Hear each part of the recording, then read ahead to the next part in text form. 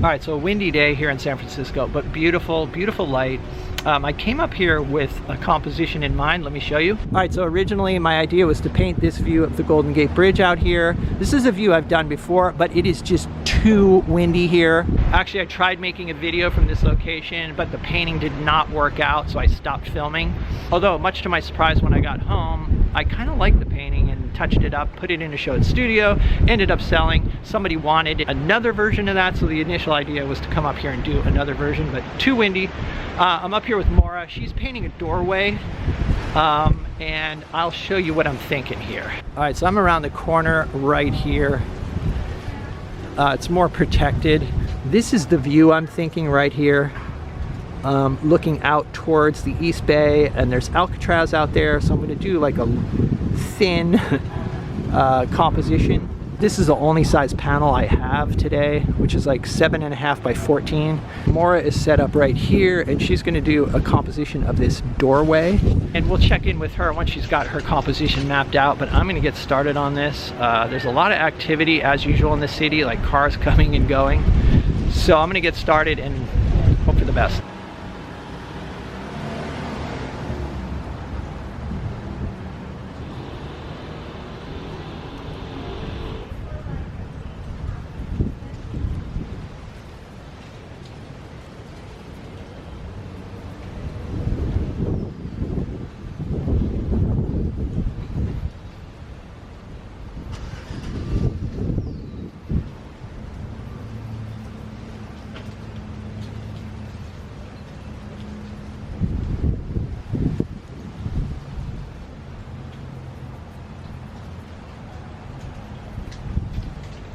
So I like this doorway. I don't want it, you know, full front on, a little bit to the side. I also like how the light is on there. I hope it'll stay for another hour. Oh, you mean the light on the window here? That's right, on these carvings here. And then the darkness in there and the electric light, could I possibly render that? Oh, you mean the light up in here? Yeah, I think that would be really fun if I could do that. Yeah, I like the fact that you're going with like this tall, you know, like a panorama, but in a vertical position. Right. I think is really, that's cool. Yeah, we'll see. I've got a little bit of light here for a little bit longer, and then the light's going to be there. I know, that's one of the biggest challenges is the changing light and the wind. It's an issue. Yeah. Okay, so we've got Alcatraz right here. This other massive land is Angel Island in the background. In order to make Alcatraz more prominent, I'm going to actually boost the contrast on it. So that it's separated from the distant hills. I'm going to start by laying in the shadow shapes because the light's changing pretty quickly.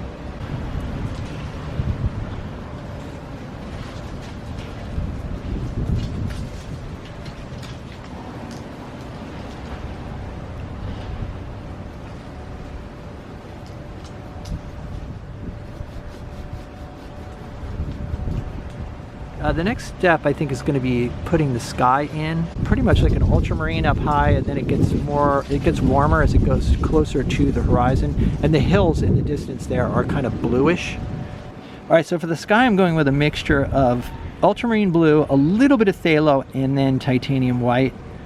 I'm going to really keep this mixture light in value, and I'm adding a little bit of liquid. And I'm using a fairly large brush. This is a number 8 natural bristle flat. So you can see as far as like the scale of this thing, this brush is fairly big.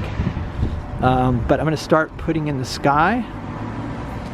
And then I will key these distant hills to the sky.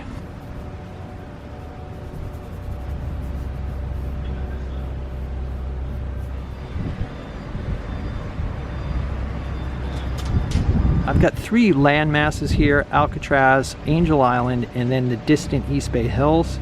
So obviously these hills are the furthest distant, so I'm going to mix a color for those hills first. So I'm taking my sky color and I've just mixed a little bit of ultramarine into it, kind of cool it down, make it look sort of purplish, and then I can test and see if that's dark enough.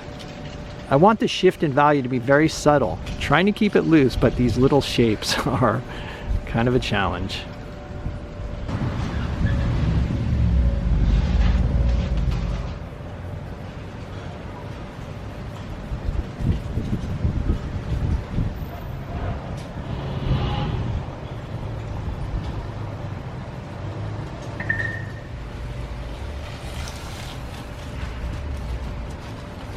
for the water, I'm going with titanium white, ultramarine, little bit of cad yellow medium, and phthalo blue.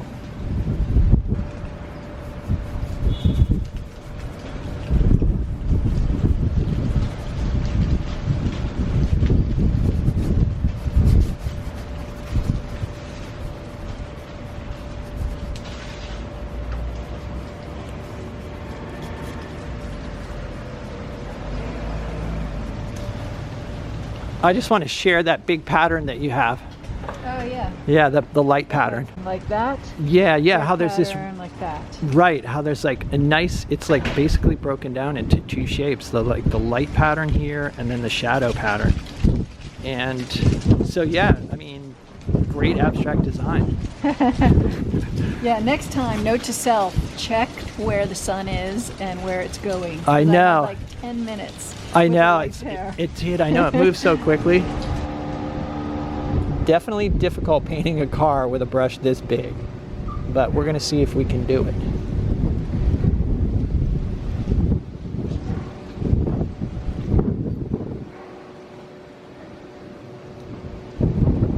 Cars are often defined by the highlights, so I want to use this large brush just to kind of get a general, get the general shapes down, and then I can come in with a smaller brush and maybe define things a little bit.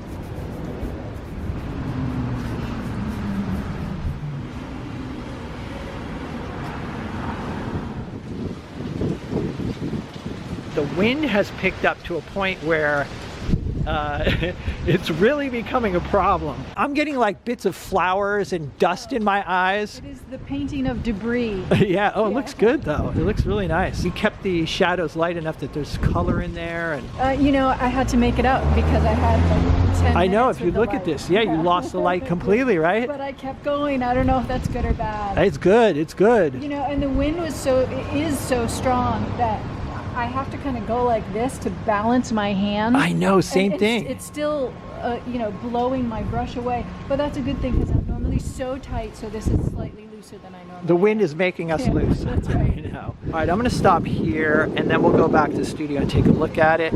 I spent a lot of time trying to get this car right, like keep it simple, but then also get the drawing right, but there we go. Okay, so here's what I finished up with. And I feel like I could have, added a little bit more definition and contrast to Alcatraz, but I kind of ran out of time because I spent a lot of time on the car, and then the wind picked up, and it got to the point where it was like, I got to wrap this up. So I may touch this up and add a little bit of definition to Alcatraz, although I do feel like there's a nice sense of depth here because we have higher contrast with the car in the foreground, and then it goes off and there's a feeling of atmosphere or a good atmospheric perspective. Like, the value of this distant East Bay Hills is really light. I think that works. What I did with the car is, as I mentioned, there are certain details that define cars. So, I used mid-tone values to kind of get most of the shapes in place. And I used my number 8 natural bristle flat. And then to kind of further define it, I used a number 8 synthetic bright, which has kind of a sharp edge to it. So I was able to put like little lines around the headlights, and then also, just kind of reinforce the darks like underneath and around the windshield, on the grill here, and then use that same brush to add highlights. And I think that, I think it worked out, but I did spend a lot of time on this car here. And, you know, you might ask, well, why wouldn't I use smaller brushes? I find that, you know, what I was after is I wanted the car to feel like it fit in with the scene, with the brushwork that's in the rest of the scene. So using one brush for a whole painting can often give you that feeling of consistency, and that's what I was after. So urban plein air is probably one of the most difficult types of plein air painting, at least for me. There's a couple challenges. Number one, it can be difficult to find a place to set up. And number two, there's just so much information.